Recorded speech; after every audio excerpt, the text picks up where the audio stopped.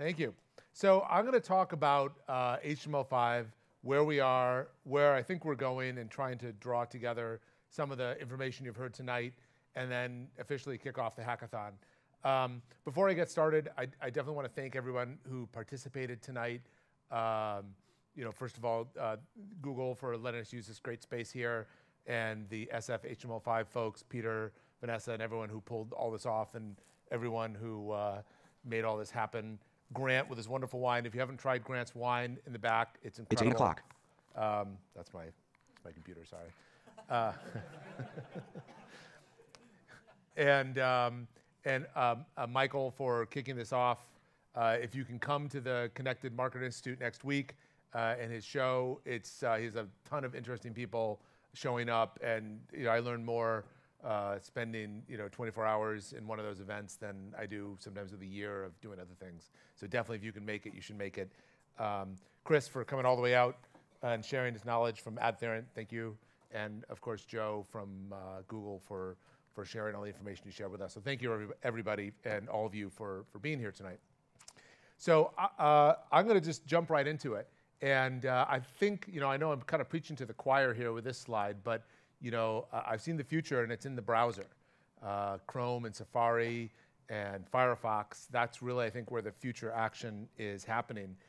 I've been in mobile now for over 15 years, and actually a close friend of mine was the gentleman who was working on mobile Flash at Adobe, and he was trying to make Flash run, runtime work on all these different small mobile devices, and trying to, get the executable running on device. And he never quite got there because of all the kind of barriers in the way, not the least of which is, Apple and Steve Jobs said, no, we're not going to let Flash on the iPhone. And it's interesting because HTML5 is really what mobile Flash was supposed to be.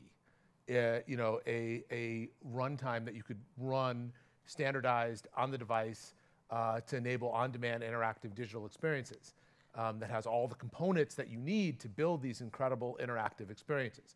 SVG, multimedia, video, canvas, audio. It's all right there, and it's standardized now across over 1 billion devices running multi-device, Android, iOS, desktop, and tablet. So it's arrived, and it's arrived in a way so effectively that nobody, in a way, has noticed that this technology is here with us now.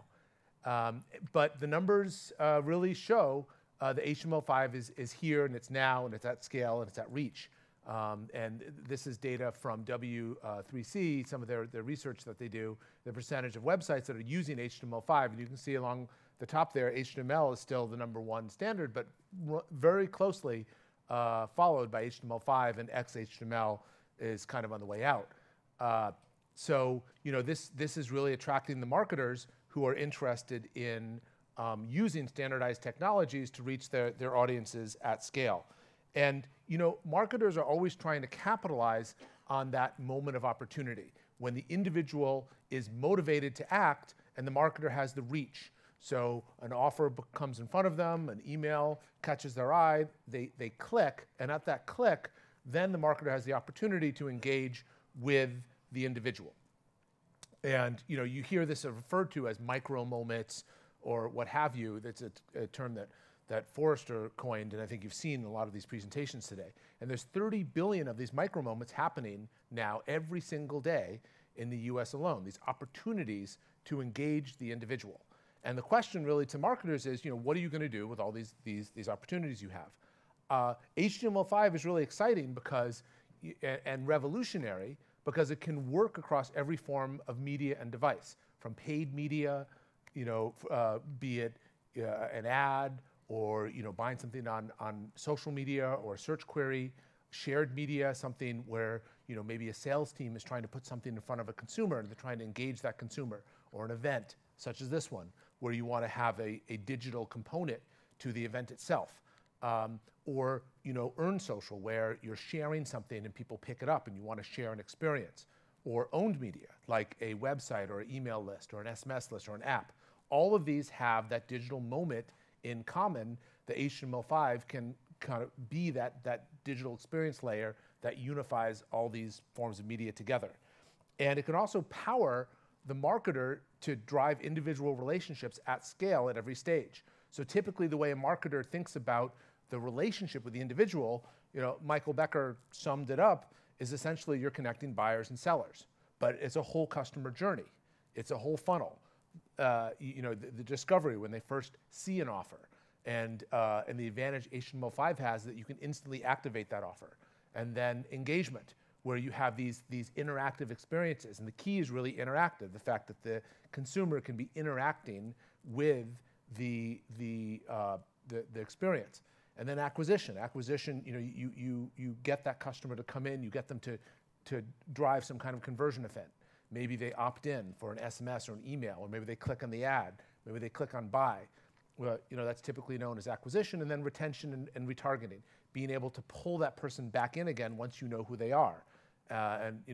We heard from Chris talking about how that works at scale and how marketers can then retarget and remarket and reactivate. And the fact that we now have HTML5 as a standardized technology means you can do that through an experience, not just some sort of static ad. This is an example of something that we did with HTML5, working with ABC and US Weekly. And you can see that you can get these really great interactive experiences that are just served up. And it's kind of amazing that you can generate these experiences that are so interactive. You have sound, you have animation, you have dynamic content. This particular one was done preceding the Bachelorette's launch. So, it was a cross-media promotion where it was launched the night before the Bachelorette was launched to drive awareness and viewership to the television program. And what US Weekly did, Us Weekly, is they did this as an interstitial. So they served of HTML5 content when a page was loaded as an overlay, and basically you can reach an audience at scale very, very quickly with these interactive experiences. It was amazing. Within 6 hours, we had reached 1.5 million people. And of course, they didn't tell us before they launched this, and we just saw this big spike. And is it a successful ad campaign or denial of service attack? Which one? But it turned out it was a successful ad campaign. And then, we had a really good engagement rate where people interacted with it. And we can see that 78% of them actually watched the video about the Bachelor and drove, tremendous brand equity for ABC and the Bachelorette. Another interesting one is also a spinner. This was sent to an SMS list. So Papa Murphy's wanted to promote an offer for a pizza, or also they had a free cookie dough offer to get people to go into the store. And halfway through, actually, they ran out of free cookie dough. So the promotion was so successful that so many people engaged with it that they actually, in the West Coast, ran out of cookie dough. And we got this emergency call, change the spinner, take out the cookie dough wedge. And so, with HTML5, it's this live content that you can change and update anytime you want. And we had 82% of the people that clicked on this offer actually engaged with it. It's tremendous. Marketers have never seen these types of numbers. And then 94% of the ones that actually spun it and won something clicked to redeem that coupon. And 25% of them shared it on social media. So they had this reach far beyond the campaign by serving up this interactive experience.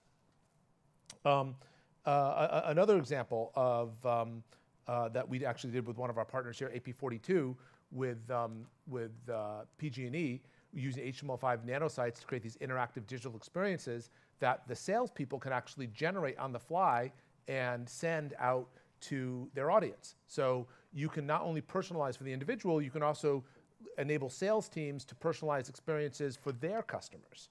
And that's really transformative when you think about that, the capacity to interact digitally with an audience, either one-to-one or at scale, through these technologies. And that's all made possible by the standardization of technologies like HTML5. PG&E is sending out emails to potential business customers? No, PG&E is sending out experiences to their sales force, who then personalize it on behalf of their customer and send, which is a business. So it's Salesforce B2B, essentially, where they can, so the use case was they wanted to create interactive experiences based on the person's business type, so they could better relate to the offer as opposed to one generic offer for everybody. And it worked really well. And so, for marketers want to do this, and I think it's a huge opportunity for everybody in this room. Marketers in the US alone spend $50 billion a year trying to reach their audience. And in 2017, the crossover is going to happen where the CMO is going to spend more money on tech than the CTO.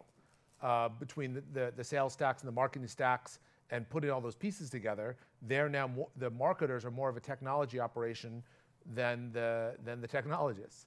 And they're increasingly realizing that they have to embrace technology as opposed to just branding. And they have to build experiences that can serve the individual. And so the thing is, marketers aren't technologists.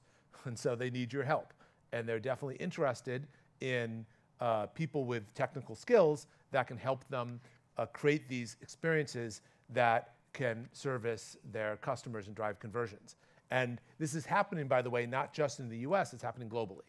You're seeing the same thing happen all over the world.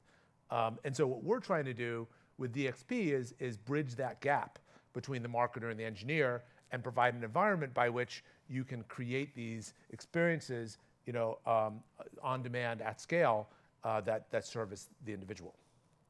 And HTML5 really forms the backbone of this. So we have a technology we call nanosites, which is essentially a hosted small interactive HTML5 experience. Sometimes I refer to them as an HTML5 Lego or building block, that these kind of engagement elements that you can personalize, customize, and then attach together to create these personalized experiences. And you can now have these app-like experiences that launch in the user's browser. And this is really important because you don't have to download an app. You don't have to turn on the app or register. You just click on a link, and the next thing you know, you're in this interactive experience that's immersive with sound and animation and interactivity and video. And so we have these templates, which include mini games and coupons and videos and quizzes that drive customers down the funnel where they can discover offers and engage with them and then opt in to receive future offers and be retargeted. And so all of a sudden, ad campaigns can turn into acquisition campaigns to build databases. And we've built a lot of tracking technology so that we can track what goes on the individual user level and essentially drive these gamified promotions for consumers. And what we tried to do with our latest release, which we just did this week, was to open all that up. And we realized that, well, we have all these great templates, but what really would be interesting if we opened up the platform to the power of the community and the power of HTML5 and let people build their own interactive experiences on behalf of marketers worldwide. And so that's what we've done. We've enabled nanosites to be customized with JavaScript and CSS. And we've launched this through this platform called DXP, Digital Experience Platform, that's designed to plug rich mobile experiences into marketing clouds through this nanosite technology. So this is what we call the elemental table of the engagements. And so we have a table of different kinds of engagements that you can do through DXP. And we divide it into brand content, games, prizes, and fun, offers and coupons, and then data capture and CRM services. And all of these nanosites can be wrapped into an advertisement through another technology standard, MRAID, which is essentially an HTML5 ad unit, which can then be served up through things like DoubleClick or DSPs like AdTheorent, and so enabling engineers and artists to create these interactive experiences that service the individual. And what we're doing this week is letting people code their own nanosites through HTML5. And we thought about, well, what is really the best way to do this? And I'll show you how we're going to do it in a moment. So we feel like the benefits of DXP as a platform is that people can instantly launch this HTML5 content that works with major ad platforms and CRM platforms. So for people who use Salesforce or Oracle or what have you, that provides immediate user insights. So the experience, in my view, drives the data. If you don't have somebody interacting with your content, they're never going to give you any data. The flip side, if you give them engaging experiences that speak to them as individuals, they'll give you information freely about themselves. And so we've set this up where these campaigns can be launched securely over a global CDN, so you don't have latency, in a fast and easy way to use. And this week, we made a major change to our platform, which is making it free to create. So now anybody can go and get it, sign up for DXP and create their own HTML5 content at scale. And so if you want to do this, just go to mrmportal.funmobility.com and click that little I don't have an account button right there at the bottom, and you'll be able to build your own interactive experiences. And if you can figure out how to do this in a way that services marketers, I think you can build a business to run and manage interactive experiences and content for marketers. So what we're doing here for the hackathon is we've also launched HTML5 Gallery, which is a way that you can essentially, when you build a nanosite, you can publish it to HTML5 Gallery. And what HTML5 Gallery is, it's essentially, once you've built a nanosite, you make it available for the world to see. We just started doing this, so we have a couple of nanosites in there now. We have Andrew Panfeld built out a web push hack. That's a little solar system hack right there. It was built by my son Shingo. And we have a few other hacks that was all put together. And this was done by our team at FunMobility, Renee and Dennis and Link all kind of came together to put this open source gallery site together. And the way we see this all fitting together is that DXP is the platform to create the content, which is standardized through HTML5, through this container of a nanosite, a small hosted little website, which can then be published on HTML5 Gallery, and people can, it's kind of a mini GitHub, if you will. People can then go find that content, pull it back down, modify it, branch it, what have you. And then the whole platform is designed to integrate with standardized third-party platforms. DoubleClick, GA, it works with Oracle Marketing Cloud, it works with Salesforce Marketing Cloud, it works with MailChimp. So the nanosites can generate data which flow back into the Marketing Cloud and essentially act as a way for marketers to quickly learn about their audience while launching these great experiences. And so for the hackathon today, what we've done is we had some of our brand partners come up with brand challenges for you to try and generate. So Teleflora, there's a brand brief for Merck Animal Health, one of our partners that's doing some really innovative work around interacting with their channel and audience in Latin America, really cutting edge. Put out a challenge. You can build ads that we could help you launch on the AdTheorent network, through the HTML5 standard. And so the judges will take a look at anything you build, and these are people that work with billion-dollar companies and huge budgets, and anything you build in the next 48 hours, they'll look at.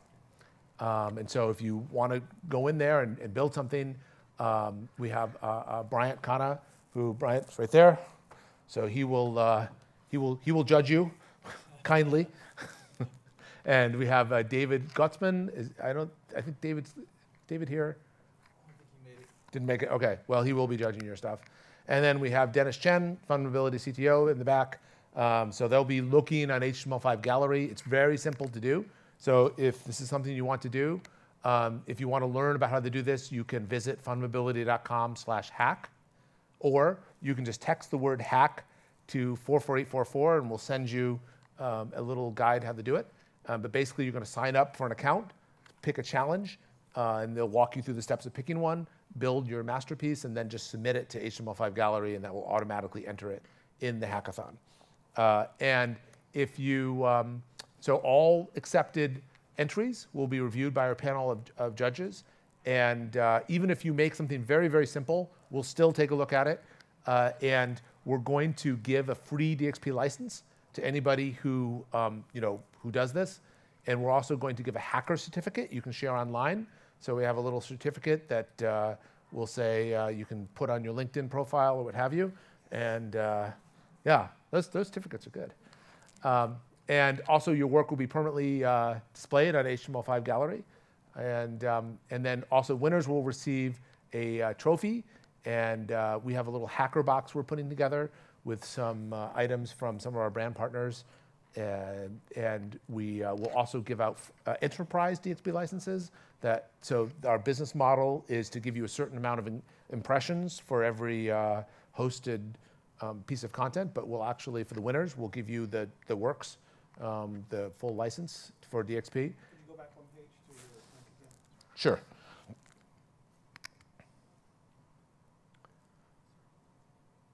FunMobility.com/hack, or mrmportal.funmobility.com. And also you'll get a free ticket to go to the awards dinner, the Gallo Awards dinner that Michael's putting on Tuesday as part of the Connected Marketer Institute Summit and Awards on the 24th. So I hope to see many entries from everybody in this room. All right, well, thank you, everybody.